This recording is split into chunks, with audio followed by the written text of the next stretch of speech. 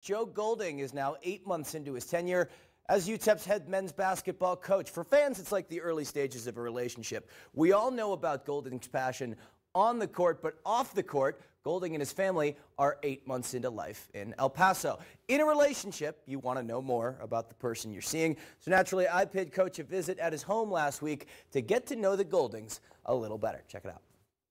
March 2021, Texas versus Abilene Christian in the NCAA tournament. If there was anyone more nervous than then ACU coach Joe Golding, it was his wife Amanda in the seats. He told me, he was like, "We've got a chance to win this game." I'm like, "Yeah, and you always have a chance to win the game, that's why you play the game." And he gives me a hard time because he was like, "I mean, you could tell your facial expressions, you didn't believe that we were going to win that game." And I said, "That is not it at all." I said, "I was just a nervous wreck."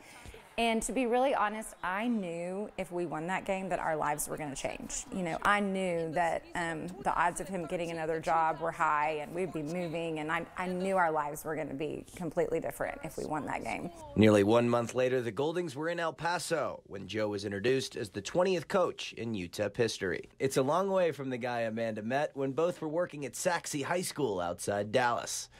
Well, he was the basketball coach, and then I was the cheerleading coach. And so, we had to interact a little bit. And so I think I'm the one that actually went into his office and asked him, for the schedule.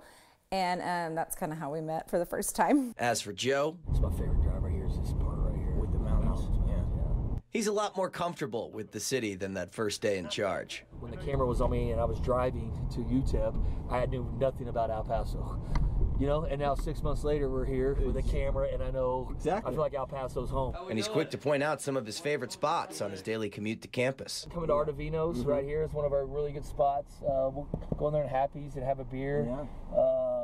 I like the blend, man. Yeah, I like it a lot. Stuff. So you stop in there in the mornings and get me a shake. Here's Lucy's, yeah. Lucy's right here, John. Yeah, John. Good shot right there. First place I went to eat breakfast there, and one of my favorite spots in El Paso. You ever go sneak over next door to the King's X at all? You know what? I went to the King's X and had a beer. I have not been to King's X in a while. So I go to Luby's still. Evelyn's my favorite waitress there at Luby's. Takes care of me. You probably see Doppler Dave over at Luby's sometimes. Does Doppler come over here? He's over here all the time. How about that? I think like 3 nights a week. I haven't seen Doppler, man. If you do, but you go at 10:30 and it's dinner. Doppler, I think Doppler's got his VIP area in the back where he goes there to avoid the paparazzi. He avoids everybody and don't want to see everybody. Yeah, I got my little first spot table right there on the corner. And Silo on the back end is a good spot that we go to, and has a good margaritas that my wife likes. This is actually where I play pick up hoops. Yeah, at the church. And in fact, this is where Kaysen played his first game of basketball with some guys when we moved here. They had a church league going on in the summer. Son Kaysen is a freshman basketball player at Coronado, with the Goldings usually in attendance for the games. For one against Franklin last month,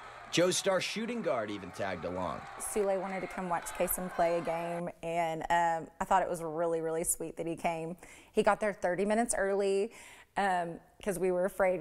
I told him it's probably going to be crowded, and so he got there 30 minutes early, sat with me, and of course there was a lot of fans that wanted to say hi to Sule. And I mean, it's clear Joe and Amanda have fully bought into El Paso thus far. The people are so nice here.